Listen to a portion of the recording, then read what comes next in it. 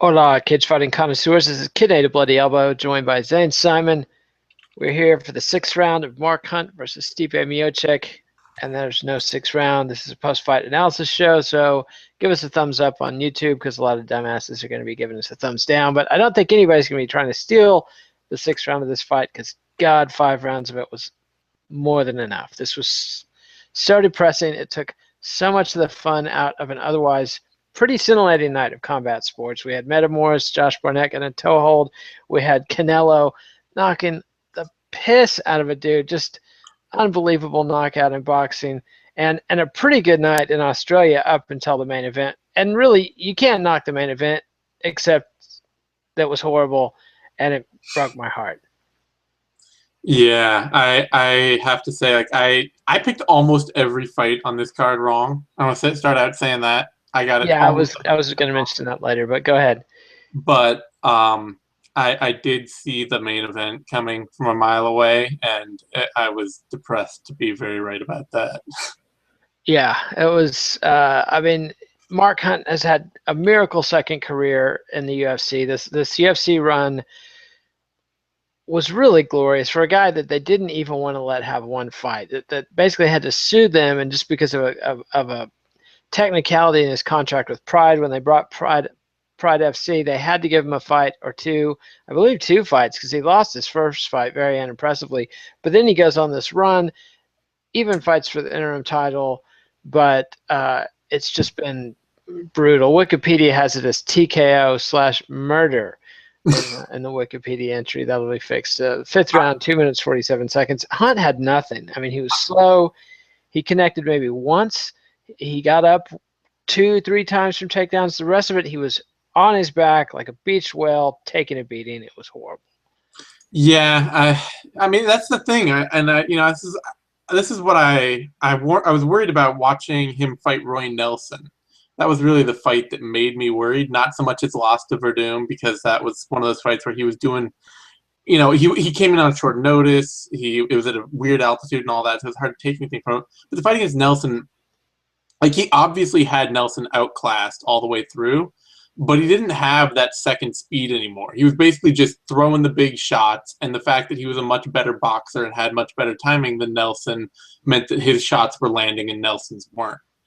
And it used to be that he would throw soft, soft, soft, and then he'd suddenly pop in with the just like ridiculous power shot out of nowhere. And that speed change made him a much more difficult fighter to predict. He was pretty light on his feet. He moved well, and that just seemed to be gone in that Nelson fight. And that was kind of what I was expecting to see here. And unfortunately, that's what we got. Yeah, and the Nelson fight came on the heels of an incredibly brutal tie against Bigfoot Silva, one of the most brutal fights I've ever seen. And the fight before that, he took a spinning kick KO against Junior Dos Santos in another completely brutal fight. I hate to think about the long-term prognosis for Mark Hunt and brain trauma because this guy has has delivered so much of it and received so much of it over the course of the past 2 decades. This is an unbelievable amount of violence this guy has invested his life in for the pleasure of voyeuristic sadists like ourselves. I don't know. I mean, this is a fight that really makes you feel dirty about being a combat sports fan because Mark Hunt just, I mean, had nothing out there, had no business being in the cage. His corner should have stopped the fight. The fifth round was completely fucking pointless. And the ref should have stopped it. I think it could easily have been stopped in the second round, much less the third round. But the fourth and fifth were just gratuitous violence for no reason. Yeah, I mean, the worst part was when the athletic commission doctor was in there taking Mark Hunt's word for it on like whether or not he could see. He like asked him how many fingers am I holding up, and I think Hunt must have got it wrong because he's like, "Are you sure you can see?" And Yeah, Hunt's like, that "Yeah, yeah, was I can see." And then he tells the ref, if he starts to go offline, stop the fight. And it's like, what? What does that mean? That should not be yeah. your that shouldn't be the gold standard when somebody's getting brutalized that badly. Like if he's almost dead, then yeah, step in and like Absolutely. Yeah, it was horrible. Well, let's talk about the rest of the card. The rest of the card was actually pretty entertaining, starting yeah. with Ben Nguyen against Alpton Azulik at flyweight. really impressive. This was a kid who had a viral video in a regional fight where he had an opponent who talked so much shit before the fight, then he just went out and knocked the guy out, and now he knocked out Oskilic in a fight you did not predict correctly. No, and I thought that Oskilic would deliver a much more three-dimensional attack in this, be much more of a wrestle, grapple, boxer, all three together. But he was really just content to sit in the pocket and trade with Wen, and that's really where Wen's best. I mean, he's a great athlete, and even if his process is all over the place, he's aggressive and he hits really hard. And Oskilic just stood right in front of him and tried to go punch for punch with him and got knocked out. I mean, Yeah, not good. And this is his third straight loss. So pretty disappointing for Oskilic, a guy that I think has some talent and I had some hopes for in the flyweight division, but when should be interesting and entertaining at least. I don't think he's going to be ascending to the title shot or anything like that, but should put on some more fun fights. Then welterweight, Brendan O'Reilly and Vic Grujic, unanimous decision. Not a completely. The first round of that fight was okay. The second two just blew chunks. it was one of those fights that was like parts of it were ridiculously fun and parts of it were like the worst fight you've ever watched in your life. And went on and on. I mean, I thought the first round had some good action, but then they gassed and just. Yeah, I mean, it was, I don't know. Grujic is the only thing he's good at is dirty boxing. Like that's it. He can't strike at range. He's not good on the ground. He's not good at wrestling. He's not good at anything other than dirty boxing. And you cannot. I mean, like he was fighting a guy way smaller than him, and you can't be that limited. You just can't. Like, no, you need more of a skill set. But and I don't know that Brendan O'Reilly really impressed exactly. So we'll see. These might have been the two slowest guys in the UFC welterweight division. It was, yeah. They looked like they were light heavyweights out there. Yeah, they really did. And let's move on. Women's strawweight, Alex Chambers submitted Caitlin Curran with an armbar late in the fight. Not a terrible fight. No, it's a good fight. Just a terrible fight for Curran. I mean, yeah, like there's no way she ever should have lost that fight, but she did what a lot of young fighters do, which is stay aggressive past the point of intelligence. You know, she just ran herself straight into Chambers' armbar without any thought about it. Just dive in and try and, you know, slam her way out of submissions and stuff like that. And that's the kind of thing that comes with experience, and she doesn't have it. So, yeah, it should be a valuable lesson for her and a good win for Chambers. I don't know that it has any relevance in the division, but, you know, it is what it is. And that move on, middleweight, Brad Scott submitted Dylan Andrews, second round, 4 minutes, 4:54. I honestly have no recollection of this fight at all at this point in time. Yeah, it was a typical Dylan Andrews fight. He was doing pretty good until he just made a ridiculously poor decision and lost. That was kind of the whole thing. I mean, it was not. I don't know. There's zero to take away from that, other than the UFC said that Bradley Scott was like one of the top rising British prospects in the UFC, and that was really kind of, I don't know. I feel bad because when you say something that wrong about somebody who just won a fight, that like it's like I don't want to shit on this guy. He just won and he looked good, but that's ridiculous. Yeah, that was a bit of hyperbole. Some memories are beginning to come back. But let's move on. Women's strawweight, Beck Rollins submitted Lisa Ellis 4 minutes, 9 seconds to the first round. I thought it was a really impressive performance from Rollins. Yeah, I mean, the only thing that wasn't impressive was just how quickly she went down on her back in the first. But otherwise, you know, she's really aggressive and she tends to stay on people, and Ellis is just not very good. So, I mean, that was a fight that she should have. That was the win she should have got out of that fight. It was she should have had an impressive, dominating performance, and she did. Yeah. Well played by Beck Rollins. And middleweight, Smiling Sam Alvey. Eat your words, Zane. You fucking idiot, Simon. That was Sam Alvey demolished Dan Kelly, 49 seconds. I've rarely been that wrong. Like that was. Dan Kelly didn't even compete for a millisecond of that fight, and Sam Alvey just threw him all over the place. And I got to give credit to Alvey. He's looked way better from his first fight forward in the UFC. Like, he looked terrible in, this is a guy who lost a really listless decision to Tom Watson and then got tossed around by Dylan Andrews, who we just saw lose, and then fell on Dylan Andrews' head and knocked him out, and then was losing to Cesar Ferreira and knocked him out with one punch. So this was the first time I've seen Sam Alvey look great beginning to end in a fight in the UFC. This is one of these guys that you almost feel like he surprised himself with some of those wins previously, and now he's believing the hype. And he just came out there to kill Dan Kelly and did it. And really impressive performance from a guy that has no business performing this well in the UFC. Yeah, that actually sounds like it's a good theory that he's actually got enough confidence to really fight like he should and put on the kind of wins that he should, because he came out and he just he gave Kelly no respect out there and didn't he just came out there and took his lunch money, and it was brutal. And then up next, welterweight Kyle Noke defeated Jonathan Webb by decision, split decision. I disagreed with the decision. I had it for Webb. Yeah. One of the judges had it 30-27 for Webb.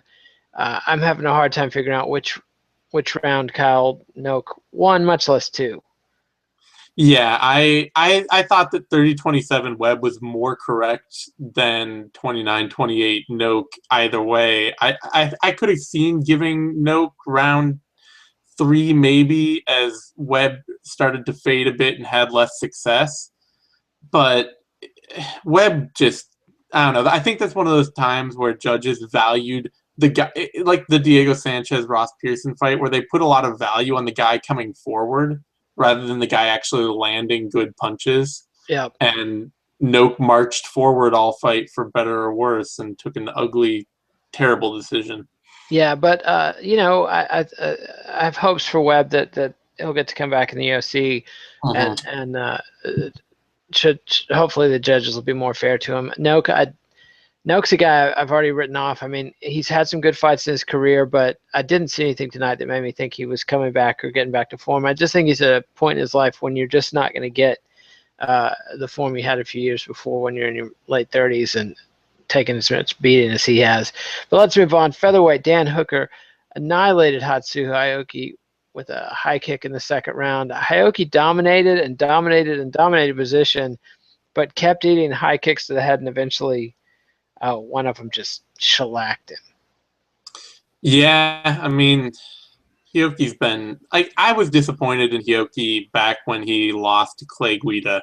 That was kind of the point where even when people were like, "Oh, he won that fight" and all that, I was like, "Yeah, whatever." He still gave it away, and that was kind of my point of being like, you know what, I'm not picking Hioki to win anything anymore. And then I picked him to win this fight because I just didn't see Daniel Hooker being better than him anywhere. But Hioki thought that his head was the best defense for those kicks, and that's all it took. So yeah, it's just so frustrating to watch him fight, and he gets mounted position over and over again, but then does nothing with it. And frequently, as soon as he struck one blow for mount, Hooker would escape. So it was just a pointless exercise. The mounted position, once upon a time, was the most feared position in MMA. You hardly ever see it anymore, and you can see why from this fight. I mean, it just could get no offense there. His base seems like it's light as a feather in that position, unless all he's trying to do is maintain mount, which gets you nowhere. It's just very frustrating, disappointing for fans of Japanese MMA. I mean, this is one of the countries that pioneered modern MMA, and Hioki was somebody a lot of people had pinned a lot of hopes on, and I expect him to be cut after this. So and I don't see any big future for Dan Hooker either. I just kind of pointless. He was kind of getting pushed around by Hioki, and getting physically dominated by Hatsu Hioki is not a good sign. No, definitely not. I mean, that tells me there's a number of guys in the bantamweight or flyweight divisions that could probably push Hooker around, and there are some monsters in the featherweight division, and I think they'll eat him up. But let's move on to the other fights on the main card, which on the Fight Pass is a pretty silly exercise and shutting off one stream and setting up another. But and co-host Eugene S. Robinson had to call me in a panic because he couldn't figure out what was happening. So we'll give him some trouble on that on the next Care Don't Yeah, Care. you know Anyway, that down. James Vick and Jake Matthews. Vic submitted him with a guillotine choke. I actually had to run to the grocery store and buy some emergency Mother's Day flowers for my wife, so I missed a good chunk of that fight. Tell us all about it. All right. Well, I mean, this is a fight that Vic's been. This is the kind of thing that Vic's been becoming known for. He doesn't look good for most of the fight, but he's either tough enough and aggressive enough to get the win and keep the other guy off balance, or in this case, he's a good opportunist. I mean, he's starting to remind me a lot of guys like Ricardo Lamas or John Moraga down at flyweight, where like you'll watch the fight and for most of it you'll just be like, he does not look good at all, and then suddenly one opening opens up and they jump on it and the fight's over. And You that cannot. was Yeah, Killer Instinct has so much value in MMA. You cannot overestimate the value of Killer Instinct. And this kid is 8-0 with 4 straight wins in the UFC. Really not something I saw coming. no, yeah, and I mean part of that, like he's big and he's tough too, and being big, tough, and having great instincts makes him a really tough guy to beat. Yeah, I don't expect him to do well in the upper tiers of the division, and lightweight is such a murderer's row, but he could have some really fun fights ahead of him, and he could give some dudes some real trouble. So looking forward to that. And then next, another fan favorite, an unlikely fan favorite, but Anthony Perosh, the Hippo, took a vicious beating, offered nothing to Sean O'Connell. This is really the Anthony Perosh we expected that we saw. We've seen this Anthony Perosh in the UFC before. Yeah. But he's had some unlikely wins. Was not his night. No, I mean this was one of those, like, you knew one or two of two things were going to happen. Either Sean O'Connell was going to come in with an ugly-looking blitz of punches, and Perosh would take him down and submit him in a hurry, or Sean O'Connell was going to come in with an ugly blitz of punches, catch Perosh, and knock him out. And one of those two things was going to happen. And I think a lot of people thought that the second one would happen because O'Connell has not looked good in the UFC largely. His UFC run has been pretty mediocre. He's had But 2 fight of the nights, and he's coming off a TKO over Matt Van Buren. So, although the competition level of those fights, I mean, yeah, Matt Van Buren is not the cream of the crop. Although in the UFC light heavyweight division these days, sadly, that's not that far from the top of the division. But anyway, yeah, ugly fight. I mean, it was, a good win for O'Connell. He did what he should have. And Perosh, I mean, at some point, he's not going to be winning in the UFC. I don't know if this is absolutely that fight, but he's got to be getting close. Yeah, I mean, the guy's in his 40s. He's essentially got no stand-up skills, very limited takedown skills in a submission game. Just amazing he's had as good a run as he has. So I don't know where he goes from here. And then Tough Smashes champion Robert Whittaker blitzed Brad Tavares. Nobody saw this one coming. 44-second KO. You did? How did? Yeah, I called Whittaker by KO. Did you really? Yeah. How did I sleep on that? Yeah. But yeah, I mean, one Tavares, fight you get right, and I forget about it. Well, Tavares, like, I'm gonna go back and watch the MMA Vivisection and double check this. all right, maybe I called him by decision, but I know in the staff picks, I'm pretty sure I called him by KO. Huh. But the thing with Tavares, I mean, I thought, like, going in, this kind of had the feeling of the Tim Boetsch fight for me, and Whittaker, to his credit, is a much better striker and did it a lot quicker. But Tavares, he's not a knockout artist. He's not a finisher. He's not positionally dominant. He's just a technically decent kickboxer and stays after people decently. But he gives guys a ton of opportunities to work with. He's always letting guys get in and land big shots and get their own opportunities to hit him. And Whittaker's just too dangerous for that. He's too accurate. He's got too much power. He's, it seems like I didn't know, I wasn't, I'm not gonna say I was certain, but it just seemed like Tavares, he's gonna struggle with guys who can knock him out. Yeah, well, this is his third loss in 4 fights. Got a win over a pretty shot Nate Marquardt at UFC 182, but I don't know. To me, Tavares had that what 5 fight, 6 fight reign of terror where he just Mhm. reeled off this litany of tedious decision wins. So I'm uh, not happy to see him suffer, but happy to see him take some losses, and maybe he'll change his ways or go away. But then that brings us to Miocic and Hunt, and we already beat that dead horse. I mean, talk about beating a dead horse. It was just awful. Yeah, I just don't even know. Miocic, they're talking him up as a potential title challenger for Cain Velasquez, and if Cain beats Verdum, pretty much he's cleaned out the division. I'd like to see Yeah. Miocic get a couple more wins before he gets a title shot, but this is a guy that you want to protect because I could see him losing. Uh, you know, if they think they can get a title fight out of this guy, I don't know. Maybe he's improving. I'm just not excited about Stipe Miocic.